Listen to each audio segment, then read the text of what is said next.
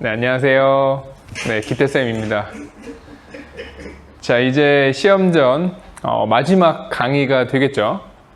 지금 이미 시험 문제는 다 나온 상태입니다. 제가 이제 열심히 편집을 했고요. 그러니까 아무래도 오늘 수업은 좀 시험 문제를 제가 생각하면서 수업을 할 확률이 매우 높겠죠. 그래서 좀 눈치껏 잘 이제 수업을 들으시면서 시험에 도움이 되셨으면 좋겠습니다. 그 다음에 참고로 제가 한 가지 공지를 하자면, 가끔 이제 학생들이 질문하러 오는 거를 제가 보다 보니까 너무 깊게 공부하는 친구들이 좀 있어요. 사실 지금 시험범위 꽤 넓지 않습니까? 그래서 여러분들이 너무 지엽적인 거를 세세하게 파시기보다는 조금 중요해 보이는 내용 중심으로 이제 보시는 게 좋을 것 같아요. 혹시 막 쓸데없는 기력을 낭비하실까봐 하나만 제가 얘기를 해드릴게요. 교과서 이제 110페이지에 그 동학농민운동 청일전쟁 갑오개혁 되게 복잡하잖아요. 안 그래도 복잡한데 거기서 그 청일전쟁 전투 나온 지도가 있어요. 이거 순서를 하나하나 외우는 친구들이 있더라고 보니까. 그거 선생님들도 순서를 다 모릅니다. 그러니까 그 청일전쟁의 전투 있잖아요. 제가 수업 시간에 말한 적도 없어요. 그거는 공식적으로 말씀드리겠습니다. 거기서는 안 나옵니다. 그 지도에서는 안 나와요. 뭐 웨이하이 전투니 성안 전투니 안 나옵니다. 오늘은 진짜 딱 핵심적인 내용만 수업에 녹여내서 짧게 전달해 드리도록 하겠습니다. 자, 시작하시죠.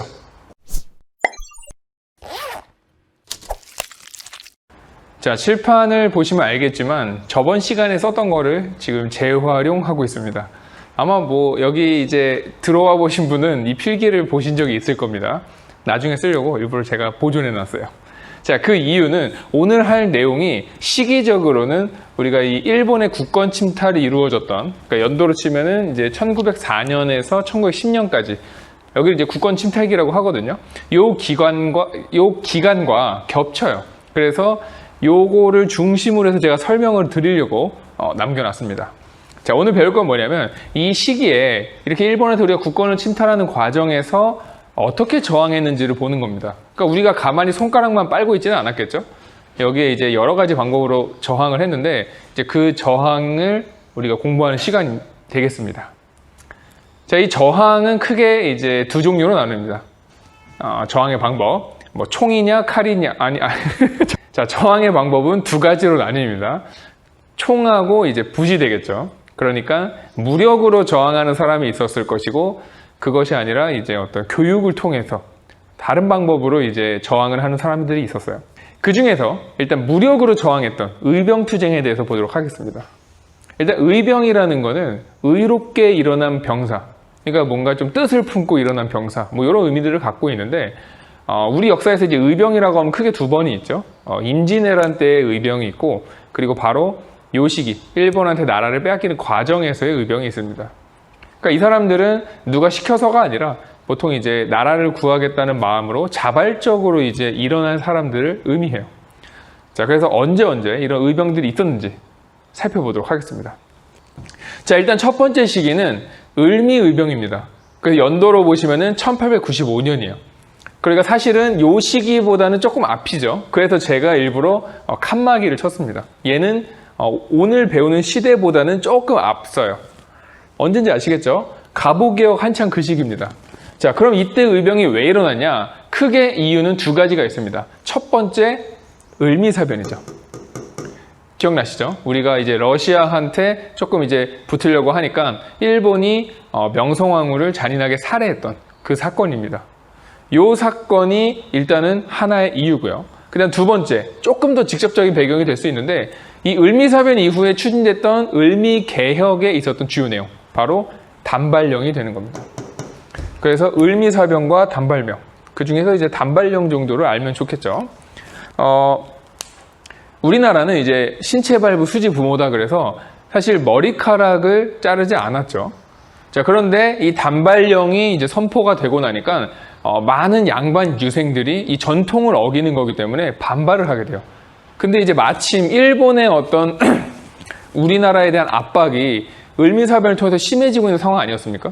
그러다 보니까 이게 단순히 단발령에 대한 저항 같지만 실제로 이제 일본에 대한 어떤 개화에 대한 그런 저항으로 해석을 하시면 돼요.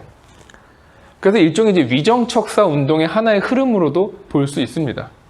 그래서 중심을 보시면은 아무래도 이제 유생층이 중심이 되는 거고, 거기에 불과 몇 달 전에 흩어졌던 동학 농민군의 좀 자녀 세력들, 이 사람들도 이제 뛰쳐나와가지고 일본에 저항을 하는 모습들을 보여주게 된다는 거죠. 자, 그런데 이 을미의병은 아무래도 이제 양반 유생들이 중심이었기 때문에 조금 이제 한계가 있어요. 한계가. 어떤 한계가 있냐면은, 자, 이 사람들은 열심히 싸우다가 고종이 이제 아관파천을 한 이후에 개혁을 중단시키지 않습니까? 단발령도 이제 중단을 시켜요. 그래서 고종이 야, 머리 안 자를 테니까 이제 그만해도 되겠다라고 이제 명령을 내렸다는 거죠.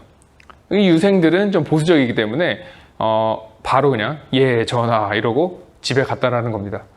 그래서 이 을미의병은 우리가 처음으로 어떤 일본에 저항하는 의병으로서 상징은 있지만, 그 이후로는 이제 지속되는 게 아니라 끊기게 돼요. 그래서 제가 이렇게 칸막이를 탁 쳐버린 겁니다. 아시겠죠? 그래서 을미사병과 단발령을 배경으로 일어났지만, 고종이 그래 안 자를게 집에 가 하니까 예 전하 하고 끝났던 그 의병입니다. 자, 그 다음에 두 번째 의병으로 가보도록 하겠습니다. 자, 그 다음 두 번째 시기의 의병이 바로 을사의병입니다. 뭐 배경은 우리가 쉽게 예상할 수가 있죠.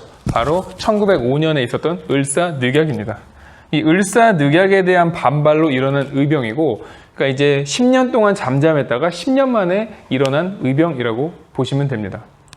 당시 이제 이 을사늑약은 우리가 물론 이제 1910년에 식민지가 된다고는 하지만, 사실상 그 당시 사람들은 1905년에 우리나라가 망했다고 생각을 했어요. 그러니까 이게 뭐 외교권도 박탈당하고 우리 힘이 거의 없지 않습니까? 그래서 당시 사람들에게는 이제 조선의 역사가 여기서 끝나는구나 라고 여기게 되는 사람들이 많았고, 그래서 이 시기에 반발이 어마어마합니다. 제가 필기나 이제 하진 않았지만 이때 자결을 하는 그런 신하들도 많이 나와요. 나라가 망했다고 생각하고. 당연히 그러니까 의병이 일어날 수밖에 없는 거죠. 그리고 좀 이따가 또 언급하겠지만 여러 의열투쟁도 을사늑약 이후로 증가하게 돼요. 자, 보겠습니다. 그러니까 을미의병과 마찬가지로 양반 유생들이 많이 나와요. 그래서 대체로 이제 그 대표적인 인물이 바로 최익현입니다. 이름이 되게 낯이 익죠. 우리 위정척사 운동할 때 나왔던. 벌써 이제 나이가 70대가 너무 이제 고령의 나이예요. 근데 그 나이에도 일본이 우리나라에 침탈하는 거에 대해서 내가 참을 수 없다 해가지고 이제 군사를 일으켜가지고 전쟁터에 나오셨던 분이고, 너무 이제 고령이라서 잘 싸우지는 못했어요. 그래가지고 이제 일본군에게 붙잡혀서 쓰시마 섬으로 이제 유배를 가게 되는데, 거기서 나는 일본이 주는 밥 먹지 않겠다라고 버티다가 결국에는 돌아가시게 됩니다. 그래서 일본에서도 사실은 되게 무섭게 여겼던 그런 지조 있는 선비였다, 이렇게 보시면 돼요. 그래서 참 대쪽 같은 분이었고, 그 다음에 이제 을사의병이 을미의병과 다른 점은 뭐냐면은 이 신돌석 같은 인물이에요. 최익현도 중요합니다. 신돌석, 이름이 뭐예요? 돌석. 이름부터가 벌써 약간 양반은 아니겠구나 하는 냄새가 나는 인물입니다. 이름이 돌돌이니까요. 신돌석은 이제 사냥꾼 출신이에요. 사냥꾼 출신인데 자기 같은 사람들이 이제 모아가지고 하나의 부대를 만들었고, 주로 이제 태백산 이런 쪽에서 의병 활동을 했습니다. 아무래도 양반 유생들보다는 싸움을 잘했어요. 그 치고 빠지는 전술도 되게 좋아가지고 일본이 어떻게 보면 가장 이제 좀 힘들게 생각했던 그런 의병 부대라고 보시면 됩니다. 이 을사의병의 특징이 이런 거예요. 이런 신돌석과 같은 평민 출신 의병장들도 뛰쳐나와가지고 일본과 맞서 싸우더라. 그러니까 뭐 나라가 망하는데 신분이 없는 거죠. 자, 그런데 이 을사의병은 딱 1년 이렇게 하고 끝나는 게 아닙니다. 을미의병처럼 지속이 돼요. 그래서 제가 이제 화살표를 굳이 여기다가 넣은 겁니다. 을사의병은 1905년부터 시작해가지고 1906년, 1907년까지 계속 지속이 돼요. 그런데 우리가 1907년을 정리의병이라고 또 다르게 부릅니다. 자, 그 이유는 이때부터 양상이 달라졌기 때문이에요. 일단 규모가 매우 커집니다. 자, 왜 규모가 커지는지 보겠습니다. 정미의병의 갑자기 규모가 커진 배경, 크게 두 가지예요. 하나는 고종이 강제로 퇴위를 당하게 됩니다.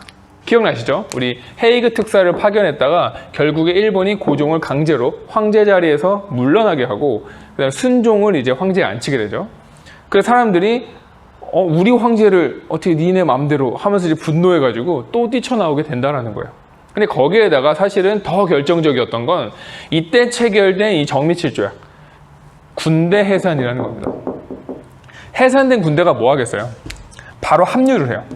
이 군대 해산. 해산된 군이 바로 합류해가지고 우리가 이때 뭐라고 하냐면은 와, 이거는 아예 의병 전쟁이다, 이런 말까지 써요.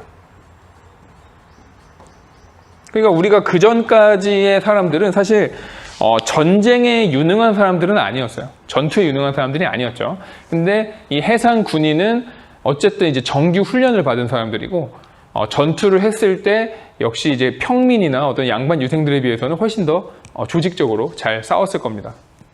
자, 여기에 이제 더불어서 아예 13도 창의군이라 그래서 전국에 있는 의병을 이제 하나의 조직으로 만드는 그런 움직임도 있습니다.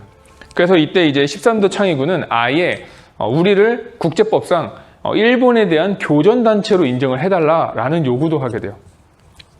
자, 그런데 아쉽게도 이 13도 창의군은 이제 일본을 몰아내기 위해서 서울 진공작전, 그러니까 서울을 이제 들어가가지고 가장 중요한 그 지역을 차지하자는 거죠. 그 서울 진공작전에서 결국 실패를 하게 됩니다. 뭐 여러 이야기가 있지만 뭐 그냥 실패했다는 거 알아두시면 돼요.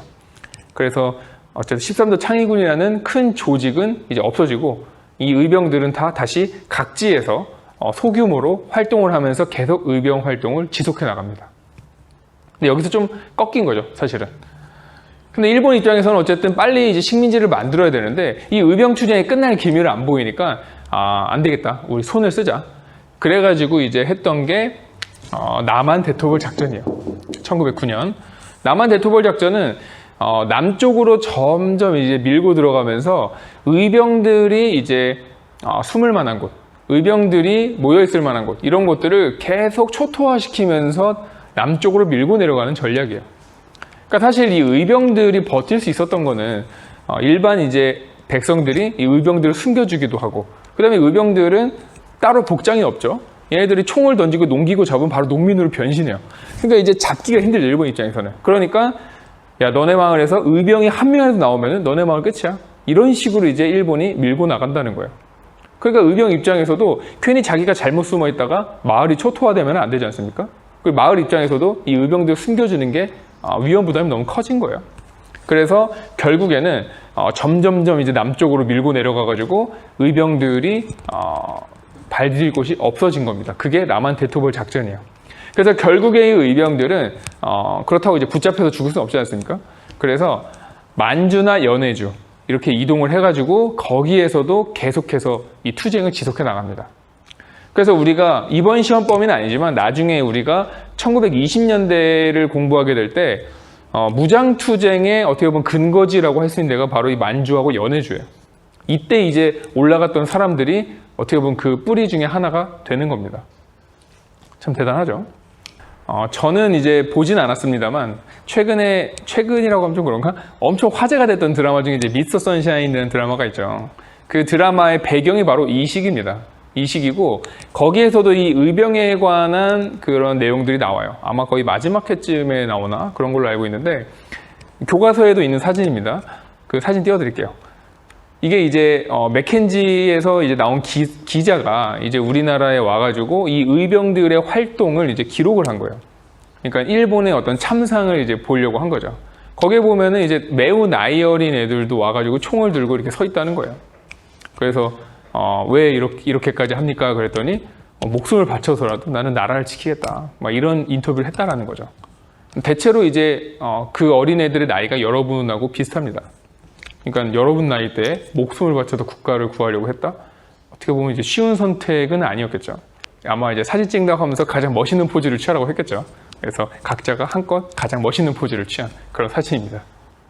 자, 어쨌든 여기까지가 이제 의병 투쟁에 대한 이야기입니다. 자, 그래서 여기 의병을 공부하실 때는 어렵지 않습니다. 그냥 을미의병, 을사의병, 정미의병 이렇게 세 시기의 의병을 딱딱 구분해 가지고 왜 일어났는지, 그 다음에 그 의병의 어떤 중심 내용이 뭔지 이런 정도로만 아시면 돼요. 그렇게 여기는 그렇게 어렵지 않습니다. 자, 공부 잘 하시고, 그 다음에 우리는 이 의병 투쟁뿐만 아니라 이제 어떤 개인적인 의거 활동이라고 할까요? 의열 투쟁을 한번 보도록 하겠습니다. 자, 그 다음에 이제 의열투쟁입니다. 의열투쟁은 제가 따로 쓰진 않을게요. 여러분 필기에 있는 거를 참고해서 보시면 됩니다. 시기적으로는 이제 을사늑약 이후로 이제 등장하는 활동이에요. 그래서 보통 우리가 의열이라는 거는 뭐 의사와 열사 뭐 이런 내용인데, 그 구분하는 법까지 얘기하면은 괜히 또 길어지겠죠? 패스하겠습니다. 의사와 열사의 차이가 궁금하신 분은 개인적으로 찾아보세요. 대단한 게 있을 거예요. 자, 일단 첫 번째는 을사오적에 대한 이제 처단입니다. 우리가 을사조약에 찬성했던 5명이죠. 이 5명은 당시에 을사오적이라고 불리면서 많은 사람들의 분노를 자아냈어요. 그래서 당시에 이제 뭐 나철이라든지 오기오 이런 사람들은 자신회라는 조직을 만듭니다. 그 조직의 목표는 하나예요. 을사오적을 죽이자. 하지만 이제 성공하지는 못했습니다. 어쨌든 그런 식 을사오적에 대한 분노가 많았었다라는 거. 그 다음에 이제 제가 두 번째로 적은 거는 이제 장인환과 전명훈이에요. 이분들도 되게 대단한데, 자, 이분들이 이제 처단한 사람은 바로 스티븐스입니다. 기억나십니까? 우리 1차 한일협약 때 외교 고문으로 왔던 아저씨. 이 아저씨가 주로 했던 활동이 외국에다가 우리나라를 되게 좀 후진적인 그런 나라로 묘사를 하면서 일본에 도움이 필요한 나라인 것처럼 말을 하거든요. 그 당시 이제 미국에 건너가서 힘들게 생활하고 있던 이 장인환과 전명훈이라는 사람이 어느 날 이제 스티븐스가 샌프란시스코로 온다는 얘기를 들은 겁니다. 그래서 이 두 사람이 잘 됐다. 내가 너 오는 순간 죽이리라 해가지고 그 지하철역? 미쳤나봐. 기차역에 가게 됩니다. 그래서 이제 스티븐스를 딱 본 순간 장인환이 이제 총을 들고 다가갔는데, 문제는 이제 총이 좀 고장났어요. 그래가지고 이제 고장난 총을 들고서 이제 그 총으로 스티븐스를 때리기 시작한 겁니다. 되게 아파요. 총이 엄청 무겁기 때문에. 근데 이제 스티븐스가 덩치가 더 좋아요. 그래서 장인환이 사실은 제압을 당할 뻔했는데 그때 전명훈이 나타납니다. 그래서 전명훈이 웬 모르는 사람이 스티븐스하고 싸우고 있는 거예요. 그러니까 장인환과 전명훈은 서로 모르는 사이였어요. 그냥 각자가 죽이러 온 거지. 그래서 전명훈이 이제 스티븐스 죽이겠다고 총을 쏜 거죠. 근데 그게 장인환의 어깨를 맞습니다. 그래서 장인환이 쓰러졌겠죠. 그래서 다시 이제 침착하게 두 발을 더 쏴서 결국 스티븐스를 사살하게 돼요. 그래서 이제 장인환하고 전명훈은 참고로 장인환은 그때 죽지 않았습니다. 그래서 그 둘이 이제 좀 친해져가지고 나중에 뭐 같이 또 무장 독립 투쟁을 하러 떠나고 막 그런 관계가 됩니다. 어쨌든 그때 이제 스티븐스가 처단이 돼요. 참 이게 할 얘기가 많은데 제가 중요한 것만 딱딱 하려니까 좀 답답하네요. 자, 그 다음에 세 번째로는 안중근입니다. 요것도 얘기를 하자면 안중근만 가지고 사실 1시간을 얘기할 수 있는데 제가 그냥 간단하게만 얘기할게요. 어쩔 수가 없습니다. 안중근이 또 궁금한 사람은 찾아오세요. 자, 안중근은 하얼빈역, 우리 아시죠 다? 이토 히로부미가 이제 온다는 얘기를 듣고 사실은 안중근뿐만 아니라 여러 사람들이 암살하기 위해서 다 이렇게 매복을 해 있었어요. 근데 이제 하얼빈에 있었던 게 안중근이었고 내리자마자 이제 결국 안중근이 권총으로 이토 히로부미를 사살하게 되죠. 근데 왜 이토 히로부미를 왜 죽인 거죠? 바로 이 을사늑약의 체결의 주범이죠. 우리한테 이제 압박을 해가지고 사실상 협박으로 얻어낸 이 을사늑약, 요거를 체결했던 게 이토 히로부미고 우리한테는 그래서 어떤 숙적과 같은 사람이었던 거죠. 그래서 안중근이 이 이토 히로부미를 죽인 뒤에 재판정에서 뭐라고 합니까? 나는 이제 의병장이고 전쟁 상대국으로서 이 사람을 죽인 거다. 그러니까 이거는 어떤 우리가 흔히 말하는 테러나 이런 게 아니라 나는 전쟁의 일종으로서 이 사람을 죽인 거다. 그럼 되게 당당하게 이야기를 합니다. 하지만 결국에 이제 사형 선고를 받고 사형을 당하게 되죠. 뭐 안중근에 대한 얘기는 정말 너무 하고 싶은 게 많은데 제가 꾹꾹 참고 넘어가도록 하겠습니다. 이토 히로부미 암살했다는 거 기억하시고, 자, 그 다음 마지막으로 이제 이재명이에요. 이재명은 아주 열혈 청년이었고 젊은 나이에 이완용을 죽이겠다는 일념 하나로 맨날 가슴속에 총을 갖고 다니던 사람입니다. 근데 어느 날 이제 김구 선생이 자네 이러다 사고 치겠네, 이거 위험하네 해가지고 총을 압수해요. 그래가지고 이재명이 총이 없으니까 이제 칼을 들고 다닙니다. 그 다음부터. 그러다 어느 날 이완용이 지나간 걸 본 거예요. 그래가지고 바로 뛰어가가지고 이완용을 찔렀는데 아쉽게 이완용은 죽진 않았습니다. 그리고 이재명은 그때 붙잡혀가지고 처형을 당하게 되죠. 매우 젊은 나이에. 그때 김구 선생이 권총을 안 뺏었더라면 자, 어쨌든 그래서 이런 식으로 여기 이제 적힌 거 말고도 개인적으로 이런 일본에 대한 어떤 분노를 표출했던 그런 사람들이 상당히 많이 있습니다. 그래서 우리가 이런 것도 이제 의열투쟁이라고 부르게 되는 거죠. 자, 그럼 이제 마지막으로 이런 총과 칼로 싸운 게 아닌 붓으로 싸우고자 했던 사람들, 펜으로 싸우고자 했던 사람들에 대한 이야기를 들어보도록 하겠습니다. 자, 국권 침탈기의 이제 또 다른 저항, 애국 계몽 운동입니다. 자, 이름에서 이제 알 수가 있죠. 어떤 나라를 사랑하는 마음으로 이제 계몽을 하는 그런 활동이에요. 그러니까 교육을 통해서 나라를 구하자라는 건데, 이런 얘기가 나오게 된 배경은 우리가 사회 진화론에서 찾게 됩니다. 사회 진화론이라는 거는 이제 다윈의 이제 진화론에서 나온 이야기예요. 우리가 진화론이라는 게 결국 뭡니까? 적응한 자들만이 뭐 살아남는다. 뭐 이런 얘기가 주된 이야기죠. 그래서 이거를 스펜서라는 사람이 이제 사회로까지 확장을 시킨 겁니다. 자, 그럼 무슨 얘기냐면은 한 사회라는 거는 결국에 적응하지 못하게 되면은 도태될 수 있다라는 거예요. 그러니까 쉽게 얘기하면은 어떤 나라는 뭐 산업혁명을 통해 가지고 부를 일으키고 강대국이 됐어요. 그런 나라들은 살아남는 거고, 그렇게 되지 못한 나라들, 그러니까 걔네들 기준으로 하면은 적응하지 못한 자들, 이런 애들은 결국에 도태되는 게 자연의 법칙이라는 겁니다. 이거는 당연한 거지 뭐 슬퍼할 게 아니다라는 거예요. 그래서 이러한 생각을 바탕으로 이 사람들은 그래, 그럼 우리가 살아남으려면 어떻게 해야 돼요? 진화해야 되는 거죠. 그러니까 우리도 적응한 사람이 돼야 되는 거예요. 그래서 그것을 이제 우리가 실력 양성이라고 하는 겁니다. 그러니까 실력을 양성해서 우리도 그 적자의 대열에 끼어서 생존하자라는 게 이 사람들의 주장이에요. 그러면 이 사람들이 생각하는 어떤 그 실력은 도대체 뭐냐? 첫 번째, 일단 교육을 통해서 실력을 기를 수가 있죠. 그 다음에 우리도 이제 서양의 국가들처럼 산업을 발전시켜가지고 또 역시 강대국으로 가자라는 얘기입니다. 그래서 이 두 가지 분야에서 이 사람들이 열심히 이제 노력을 하게 되는데, 한계가 있습니다. 이 사람들은. 제가 미리 말씀드리면. 아무래도 이 사회 진화론을 바탕으로 하고 있기 때문에, 지금 당장 우리가 독립해야 된다라는 느낌이라기보다는 지금 우리가 이렇게 된 거는 어쩔 수 없는 거예요. 사회 진화론상. 그렇잖아요. 적응을 못했으니까. 그래서 적응을 할 때까지 일단 실력을 길러야 되는 겁니다. 근데 만약에 우리가 실력을 다 못 길렀어요. 예를 들어서. 그럼 어떻게 돼도 되는 거예요? 사라져도 되는 거예요. 그렇게 믿었던 사람들이 일부가 있습니다. 나중에 조금 변절할 수 있는 그런 냄새가 풍기는 거죠. 자, 그럼 일단 확인을 해보겠습니다. 단체가 이제 크게 4가지가 나옵니다. 보안회, 헌정연구회, 대한제강회, 신민회. 그래서 공부하는 방법은 간단하겠죠. 각각의 단체를 구분만 할 줄 알면 돼요. 그렇게 어렵지 않습니다. 특징적인 걸 잘 잡아드릴게요. 자, 첫 번째 1904년에 보안회라는 단체가 나옵니다. 자, 이 단체는 당시 일본이 우리한테 황무지 개간권을 달라라고 요구했어요.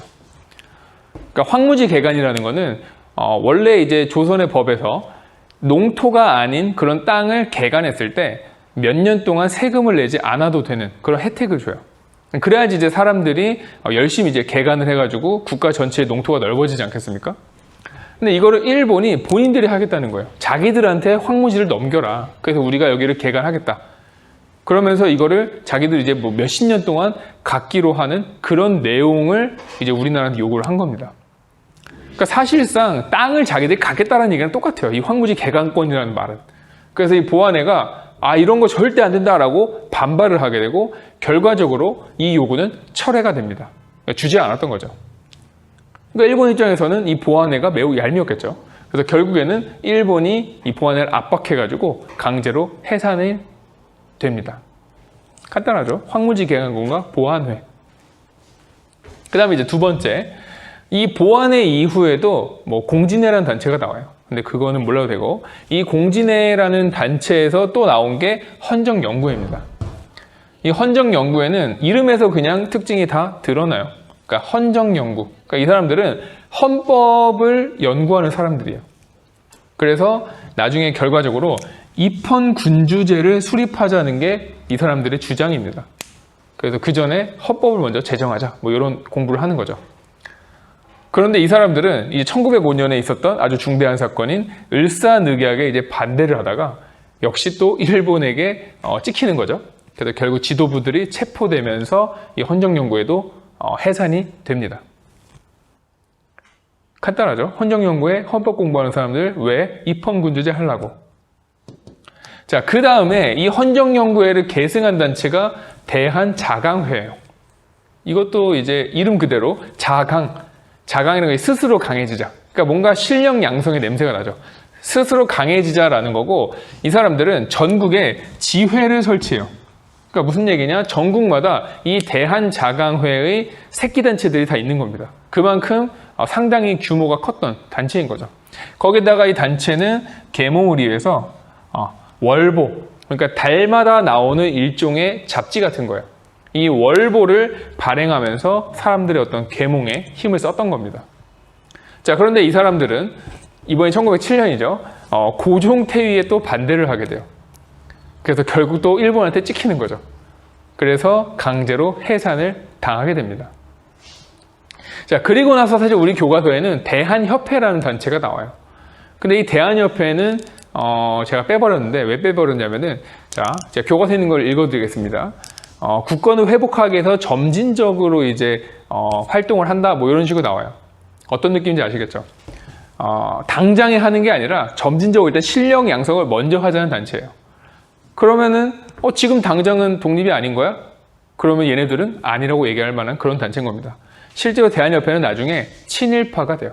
그래서 우리나라가 이제 일본에 강제 병합되는 데에도 이 대한협회 사람들 일부가 또 기여를 합니다. 훌륭하죠, 아주. 그래서 빼버렸어요. 재수없으니까. 자, 그 다음에 나오는 단체가 신민회입니다. 자, 중요합니다. 신민회는 중요해요. 물론 이 친구들이 안 중요하다는 게 아니라 이 4개 중에서 가장 하이라이트는 신민회입니다. 자, 이 신민회의 특징 첫 번째, 비밀결사예요. 비밀결사. 자, 우리가 이제까지 대한자강회 헌정연구회 보안에는 다 단체 이름을 내걸고 활동했던 사람들이에요. 그러니까 일본도 이런 단체가 있다는 걸 압니다. 그러니까 마음에 안 들 때마다 해산을 시켰죠. 근데 신민회는 아예 처음부터 비밀 조직으로 시작을 합니다. 그러니까 이제 어떻게 보면은 일본이 싫어할 만한 행동을 더 많이 하겠다, 뭐 이런 느낌이 있는 거죠. 자, 근데 이 신민회는 또 특이하게도 공화정을 지향해요. 어떻게 보면 이제 비밀로 활동했던 이유 중에 하나가 이 공화정 때문일 수도 있어요. 그러니까 입헌군 주제는 어쨌든 황제를 이제 인정하지 않습니까? 이 황제한테 실권이 적을 뿐이지. 근데 공화정이라는 거는 애초에 황제를 부정하는 제도죠. 우리 대통령 뽑는 제도. 그래서 아직은 이제 이 공화정에 좀 거부감 느끼는 사람들이 많았기 때문에 신민회는 당시에는 좀 특이한 그런 단체라고 볼 수 있어요. 특징이 좀 있는 거죠, 확실하게. 자, 근데 이 신민회는 역시 애국계몽운동 단체이기 때문에 아까 얘기했던 교육과 산업 이런 부분에서 이제 여러 활동을 하게 돼요. 그 중에서 이제 교육은 대성학교와 오산학교를 세우게 됩니다. 이승훈이라는 사람이 이제 평양과 정주에 각각 학교를 세우게 되고, 그 다음에 이제 사람들이 이제 공부하기 위해서는 책이 필요하겠죠. 그 책을 만들었던 곳이 바로 태극서관입니다. 서점이요, 서점. 쉽게 얘기해서 서관. 저는 옛날에 이거 태극기 만드는 회사인 줄 알았어요. 그 다음에 이제 산업에 있어서는 자기 회사를 만들어요. 자기 회사 하니까 뭐 자기 회사 만든 게 뭐지? 뭐 이렇게 생각을 하는데 도자기 회사입니다. 도자기 회사. 참고로 저는 옛날에 이게 자기 회사 무슨 회사인지 몰라가지고 전자기기 할 때 그 자기인 줄 알았어요. 그래가지고 뭔가 좀 첨단 산업인가? 이렇게 생각을 했는데 나중에 이제 대학 가고 나서 이렇게 도자기 회사라는 걸 알았습니다. 도자기 회사예요. 자, 그런데 이 신민회가 특징적인 건 뭐냐면은 요것만 한 게 아니라 무장투쟁도 했다라는 거예요. 요게 되게 특이한 점입니다. 왜냐면은 사실 이 애국계몽운동은 사회진화론을 바탕으로 했기 때문에 당장 내가 총칼로 싸우는 거는 의미가 없다라고 생각을 해요. 실력이 약하기 때문에 망하는 건데 실력도 안 기르고 뭐 갖다 싸운다고 돼? 이렇게 생각하는 사람들입니다. 그래서 실제로 이 당시에 이 사람들이 썼던 글들을 보면은 의병투쟁을 매우 폄하해요. 저렇게 해가지고는 독립이 안 온다, 뭐 이렇게 생각을 합니다. 그런데 신민회는 저런 것도 필요하다 이런 주장을 해요. 우리가 독립을 하는 방법에는 이런 것만 있는 게 아니라 이런 것도 있어 라는 이제 생각을 가졌다라는 거예요. 그게 신민회의 또 특징입니다. 그래서 이 사람들은 아예 만주 지역에다가 독립군 기지를 건설하고 거기에 어떤 실제로 이제 전투에 참여할 무관들을 양성하는 그런 학교도 설립을 하게 돼요. 그래서 이게 나중에 일제강점기 때 어떤 무장투쟁에 있어서 상당히 많은 인재를 배출하는 그런 곳이 됩니다. 자, 그런데 이런 신민회는 결국에 이제 105인 사건이라는 사건이 있어요. 이거는 뭐 자세히 알 필요는 없고, 간단히 말하면 이제 어떤 애 한 명이 이제 다른 혐의로 이제 붙잡혔는데, 걔를 이제 막 고문하고 어쩌고 해가지고 줄줄이 소세지로 105명까지 막 계속 잡아들여가지고 결국에는 신민회가 활동을 하지 못하게 만들었다라는 사건이에요. 그래서 105명, 그러니까 무지막지하게 잡아들인 겁니다. 일단은 잡고 본 거예요. 근데 이 중에 거의 대부분이 무혐의로 풀려나요. 그러니까 사실상 음모였던 거죠, 음모. 근데 어쨌든 결과적으로 신민회가 해체되게 되는 배경이 됩니다. 자, 여기까지 해서 이게 시험 범위의 끝입니다. 자, 그럼 이제 이대로 끝내기 아쉬우니까 정말 아쉽나요? 그 사료를 조금 보도록 하겠습니다. 교과서 이제 131페이지에 나오는 사료를 보고 어떤 단체와 관련된 사료인지 한번 보도록 할게요. 첫 번째 자료 1번을 보시면은, 자, 우리나라의 독립은 자강에 있다. 벌써 냄새가 나죠? 자, 그 냄새가 맞습니다. 요거는 대한자강회와 관련된 사료예요. 그래서 한번 쭉 보시면은 어떤 애국개몽 운동에 대한 얘기가 나옵니다. 근데 이제 자강이라는 말이 계속 반복이 돼요. 그럼 이제 두 번째 볼게요. 두 번째는 신민회는 무엇을 위하여 일어났는가? 물론 만약에 시험에 나온다면은 이런 문장은 빼버리겠죠. 신민회라는 단어가 나오는 문장은. 근데 쭉 읽어보면은 새로운 사상, 신교육, 신윤리, 신학술, 신모범, 신개혁. 너무 무슨 냄새가 납니까? 신민의 냄새가 나죠. 그래서 이런 그래서 이제 새로운 백성, 이런 것들, 이게 바로 신민회가 추구했던 가치다. 그 다음 마지막 세 번째 보면은 이제 이승훈 아저씨가 이제 사진으로 나와 있는데, 자, 뭐라고 되어 있냐면은, 중간에 보시면은 총을 드는 사람, 칼을 드는 사람도 있어야 할 것이다. 하지만 백성을 깨우치는 것도 중요하다. 그러니까 이 사람은 교육이 더 중요하긴 하지만 무장투쟁 역시도 간과해서는 안 된다라는 얘기를 하고 있죠. 역시 신민의 사람이라는 걸 우리가 알 수 있는 대목입니다. 그래도 이런 정도의 사료는 이제 보시면 좋을 것 같습니다. 자, 그러면은 긴 말 하지 않겠습니다. 시험 잘 보시고 질문이 있으신 분들은 제 이메일이나 뭐 유튜브 댓글, 뭐 EBS 온라인 클래스 질문 게시판 자유롭게 활용하시기 바랍니다. 자, 수고하셨고, 첫째 날 한국사 시험 부디 잘 보시고 기쁜 마음으로 보면 좋을 것 같군요. 자, 수고하십시오. 안녕.